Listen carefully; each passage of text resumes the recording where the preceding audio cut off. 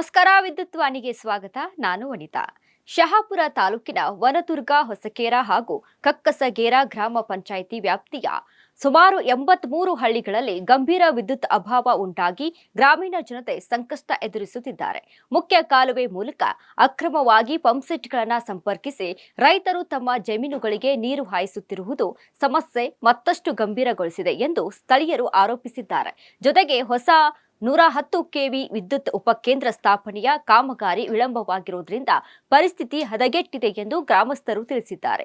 3 ವರ್ಷಗಳ ಹಿಂದೆ ವನದುರ್ಗ ವ್ಯಾಪ್ತಿಯಲ್ಲಿ ವಿದ್ಯುತ್ ಸಮಸ್ಯೆ ನಿವಾರಣೆಗೆ 110 ಕೆವಿ ಉಪಕೇಂದ್ರ ಸ್ಥಾಪನೆಗೆ ಚಾಲನೆ ನೀಡಲಾಗಿತ್ತು.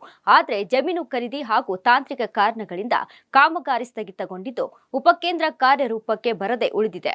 ಪರ್ಯಾಯ ವ್ಯವಸ್ಥೆ ಒದಗಿಸುವಲ್ಲಿ ಅಧಿಕಾರಿಗಳು ವಿಫಲರಾಗಿದ್ದಾರೆ ಎಂದು ರೈತ ಮುಖಂಡ ಆರೋಪಿಸಿದ್ದಾರೆ.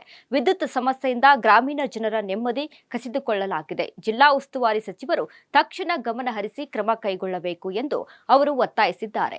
3 ಗ್ರಾಮ ಪಂಚಾಯಿತಿ ವ್ಯಾಪ್ತಿಯಲ್ಲಿ 40 ಹಳ್ಳಿಗಳು, 27 ತಾಂಡಗಳು ಹಾಗೂ 15 ದೊಡ್ಡಿಗಳು ಸೇರಿವೆ.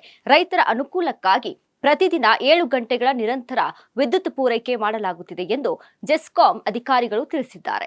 ಆದರೆ ಕಾಲುವೆ ಜಾಲದ ವ್ಯಾಪ್ತಿಯ ಕೆಲ ರೈತರು ನೇರವಾಗಿ ವಿದ್ಯುತ್ ತಂತಿಗೆ ಅಕ್ರಮವಾಗಿ ಕೊಂಡಿ ಹಾಕಿಕೊಂಡು ಬೆಳೆಗೆ ನೀರು ಹಾಯಿಸುತ್ತಿದ್ದಾರೆ. ಇದನ್ನು ತಡೆಯಲು ಹೋದಾಗ ಸಿಬ್ಬಂದಿಗೆ ವಿರೋಧ ವ್ಯಕ್ತವಾಗುತ್ತಿದೆ ಎಂದು ಜೆಸ್ಕಾಂ ಎಂಜಿನಿಯರ್ ಒಬ್ಬರು ತಿಳಿಸಿದ್ದಾರೆ. ವಿದ್ಯುತ್ ವ್ಯತ್ಯಯವಾದ ಕೂಡಲೇ ಗ್ರಾಮಸ್ಥರು ಕರೆ ಮಾಡಿ ಆಕ್ರೋಶ ವ್ಯಕ್ತಪಡಿಸುತ್ತಾರೆ. ಸಿಬ್ಬಂದಿ ಕೊರತೆಯು ಸಮಸ್ಯೆಯನ್ನ ಮತ್ತಷ್ಟು ಗಂಭೀರಗೊಳಿಸಿದೆ ಎಂದು ಜೆಸ್ಕಾಂ ಎಇಇ ಮರೆಪ್ಪ ಕಡೇಕರ್ ಹೇಳಿದ್ದಾರೆ.